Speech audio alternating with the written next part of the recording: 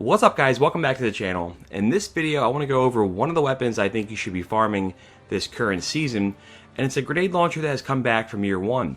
This is a new monarchy weapon called the Interference 6. Now this weapon was originally available during the Curse of Osiris DLC, so if you go to your collections and your heavy grenade launchers, you may have this in your collections, but you'll notice that the perks it has here are not that great. Very minimal here, and obviously not much to write home about, but with the random rolls you can get on it now, this can be an amazing weapon to use for PvE. So let's take a look here at this weapon. I have one that is decent, but I'm working to getting one that has the best set of perks on it. Now this is a adaptive frame grenade launcher, and that's similar to a weapon like the Wendigo. This is in contrast to weapons like Swarm of the Raven or Love and Death.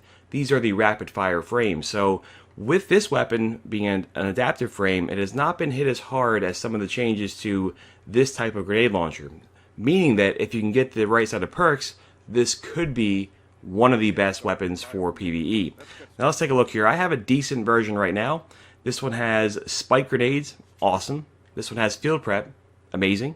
But it doesn't have the full court perk, and that is the one I'm trying to get, and I will continue to try to get that throughout this season. But if you can get any combination of this, it's worth keeping, so that's why I've kept this one for right now. We'll take a look at how this one performs over in the Tribute Hall in just a moment. So what are some of the ways you can get this? In my experience, the most reliable way of getting it is by buying engrams from Master Rahool. Keep in mind, this will cost you quite a bit of legendary shards. To buy a legendary engram from him costs you 25. Couple that with the fact that the loot pool that he has is pretty robust, and you may find yourself burning through shards pretty quickly to try to get this. So, wow, I got lucky. I got one on my first try. Now, I don't know if that's going to be the right perks, but that is pretty ridiculous that I get one right away. Usually with this, okay, we get a dire promise. This is another great weapon to go. Do not expect that to be your typical results. There's a lot of armor you can get from this, but the nice thing about this is with the armor, you may find some that has some really high stats on it. So it won't be a complete wash if you get armor. You may find some that has really high stats. But your goal here is to get the Interference or the Dire Promise. Both of those are really good. Overflow Elemental Capacitor, no big deal. But let's take a look here at the grenade launcher. So this one here has Grave Robber and Swashbuckler. So even when you get the weapon, it may not have the perks you want. I would have been happy if this would have had spike grenades in full court, but I will keep trying to get that throughout this season. This will be the way that you can go for it. Just try to grab it every now and again. Don't burn through all of your legendary shards. I mean, I have a decent amount here I can spend, but keep trying to get it. Like I said, the loot pool is pretty insane for this, so it may take you some time to get the weapons you want and to get the rolls you want. But rest assured, you have the entire season to get it.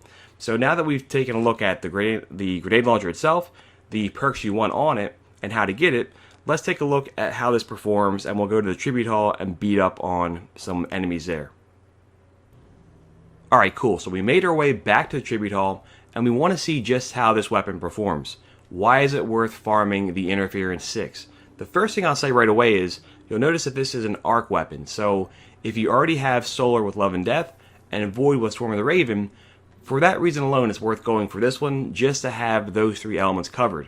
I love Wendigo. Wendigo's amazing in a variety of applications, but with this weapon, Interference, and the perks you can get, it might be even better suited for overall boss damage. Now, to demonstrate here, we're over at the Tribute Hall, and we have our simulated ogre. So let's see how each shot performs here with this. So 9,200 and just under 4,000 for the secondary explosion. That's a pretty good amount of damage, and keep in mind, I have no mods on this yet at all. Let's see how a weapon like Love and Death, where I have the best perks on it, and I have boss spec, let's see how that does. So if you switch over here to Love and Death, the primary explosion did a little bit less damage, but the secondary explosion did over 5,000. So roughly 20% more damage on the secondary explosion. Now I do have a boss spec on this Love and Death, but also too, keep in mind that with the full court perk, the further away that I am, the more damage that I'll do, and I've demonstrated that in a video before. So this Love and Death here, that full court perk, is going to make this, I think, the better option, especially if you're in encounters like the Garden of Salvation final boss where you're really far away. But the interference, it can roll with that. So this weapon could have the exact same perks on it, and being an adaptive frame, it's not hit as hard as some of the other weapons like these two from the changes to rapid fire frames. So I kind of think that Interference 6 with that same set of perks would be the better option. I guess the question then becomes, which mod should you put on? Should I do the same thing I have here and throw boss specs on and get that 7%? Or should I consider something like the backup mag? And I'll be honest, I kind of think backup mag is a play here. If I throw this on, I go from 5 shots up to 7. So those 2 extra shots is going to be a big difference. Let me run back here and grab some more ammo. I feel like having those 2 extra shots would be a better play if you're going for as much damage as you can output in a small period of time. So let's grab some ammo here really quick. I now have 7 shots in the magazine.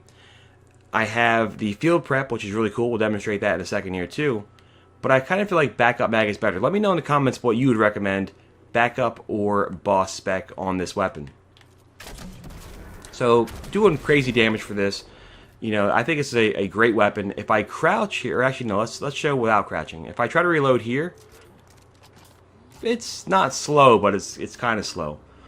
If I were to reload, if I was crouching because of field prep, it's almost like having Outlaw on the grenade launcher. So you can really output a lot of damage here in a short period of time. There's a bunch of shots, 7 shots in the magazine. Field prep will make you reload way faster. I think having backup mag is a better play, but I'm curious of what you guys think. This weapon is one that is definitely worth farming for. You saw right there with the Swashbuckler perk, I did way more damage. That's not going to be as reliable, especially if you're using this for boss damage, so kind of keep that in mind here. Swashbuckler is okay, but full court is what I want. To reiterate, you want to have full court for this perk right here. Field prep, increase ammo reserves, and you also reload way faster when you're crouching. That is something you do not want to underestimate that. Last but certainly not least, spike grenades. Grenades fired from this do increase damage on direct hits. That's going to be amazing for bosses. Having a velocity masterwork like I have here is really good too, because this has pretty slow velocity overall, and having this would help you out quite a bit. I have quick launch, and that will help out. It doesn't hurt me too much to lower that blast radius because I'm using it primarily for single targets. If you can get quick launch, that's good, but I think you definitely want to have velocity masterwork. This is an awesome weapon. Try to get it throughout the season. Don't burn all your shards. Maybe each week spend a couple, get those back, and keep working towards it.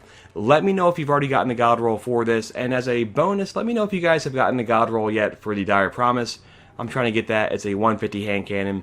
Let me know what you think is the best roll for this for PvP. As always though, thank you so much for watching. Let me know in the comments how you're enjoying this season. I cannot wait to see you guys in Trials, and I hope you're going to have a trip to the Lighthouse right away. See you guys soon.